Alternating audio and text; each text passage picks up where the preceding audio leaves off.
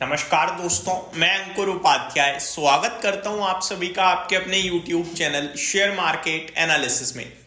दोस्तों, बाजार बहुत ही ज्यादा सुस्त पड़ गया है। ऐसा लग रहा है एफआईआईज मार्केट से क्या गए हैं, मार्केट से पूरा का पूरा जो काम करने वाले लोग हैं वही छुट्टी पे चले गए हैं। केवल अब तो गार्ड्स आ रहे हैं। एक कंपनी है, इस कंपनी में वर्कर्स गायब हैं, केवल गार्ड आ रहे हैं, सिक्योरिटी गार्ड बस।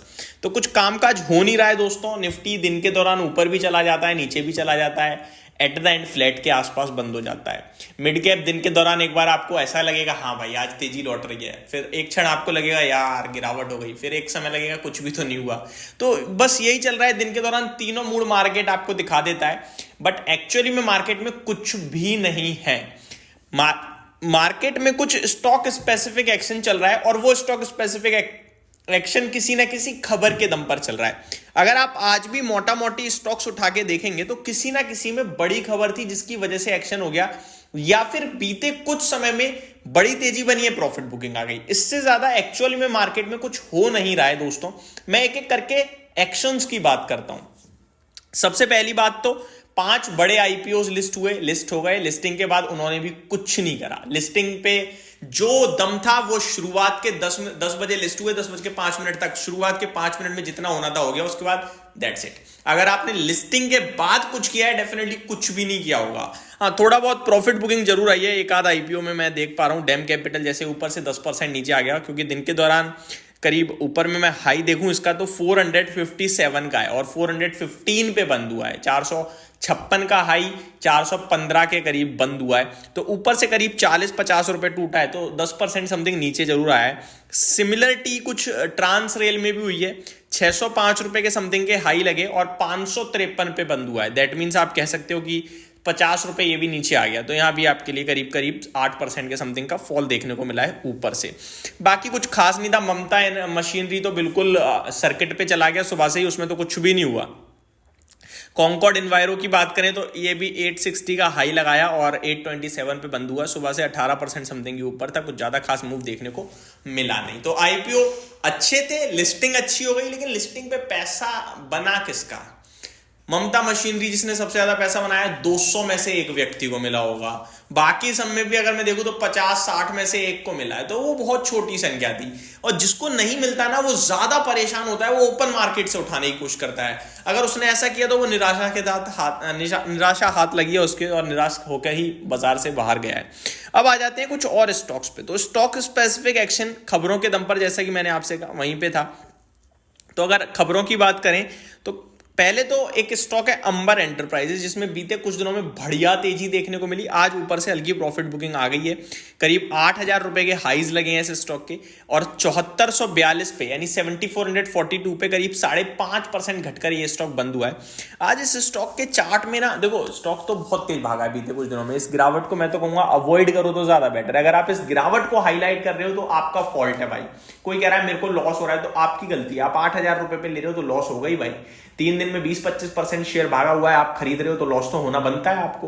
तो जिसने बिल्कुल टॉप पे खरीद लिया वो स्टॉक की गलती निकाल रहा है, तो वो बेवकूफ है। वो खुद की गलती निकाले तो ठीक है।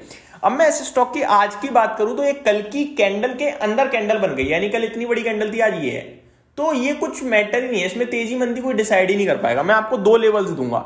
एक लेवल है आपका कल का लो, वो है 7192 का। जब तक ये ब्रेक नहीं होगा तब तक आपका शेयर तेजी में ही है। जब तक 7192 के ऊपर है तब तक तो कुछ मतलब ही नहीं बनता। कल का लो भी ब्रेक नहीं हुआ आज, और कल का हाई है 7977, तो वो आपके लिए मैटर करता है। अब हो सकता है मार्केट में ना ये इस 10% की रेंज होती है, ये 10 भी नहीं, इनफैक्ट एग्जैक्टली देखा जाए 14% की रेंज है।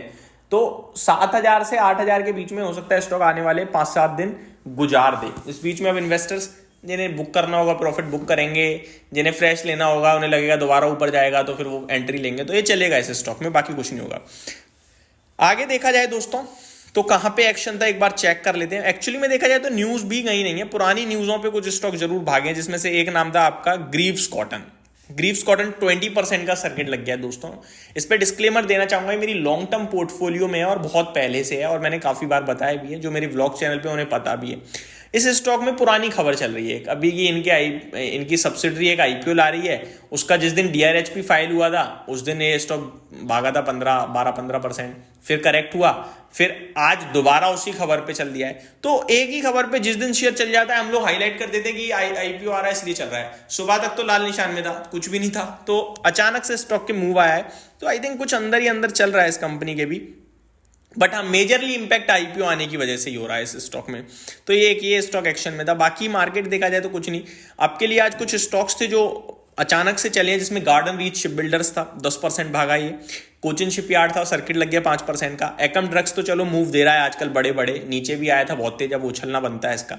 तो यही स्टॉक्स थे जो आपके लिए एक्शन में थे। बाकी पूरा बाजार सुस्त है दोस्तों, और वॉल्यूम्स तो बहुत ही कम है। एक बार सबसे ज्यादा टर्नओवर कौन से स्टॉक में हुआ है मैं वो भी चेक करना चाहूंगा, और सबसे इंपॉर्टेंट कितना हुआ है। सबसे ज्यादा टर्नओवर अंबर एंटरप्राइजेस में, पता है कितना? मात्र 1381 करोड़ का। शाम को एफआईडीआई का डेटा आएगा ना, आपको दिखेगा कुछ भी नहीं है आज बाजार में। ये डेटा दिखा रहा है जो दिन के दौरान 5000 करोड़ का टर्नओवर होता है, 3000 करोड़ का टर्नओवर होता है, वो हाईएस्ट 1300 करोड़ दिख रहा है आज। और 3 ऐसे स्टॉक हैं जिनमें 1000 करोड़ से ऊपर का टर्नओवर हुआ है, बाकी तो एसबीआई में 850 करोड़ का टर्नओवर, यानी फंड फ्लो ही नहीं थे मार्केट में। तो ये मेरी तरफ से आपके लिए फ्रेश अपडेट थी। उम्मीद करता हूँ वीडियो जानकारी अच्छी लगी होगी। Thank you so much for watching this video. Have a great day guys.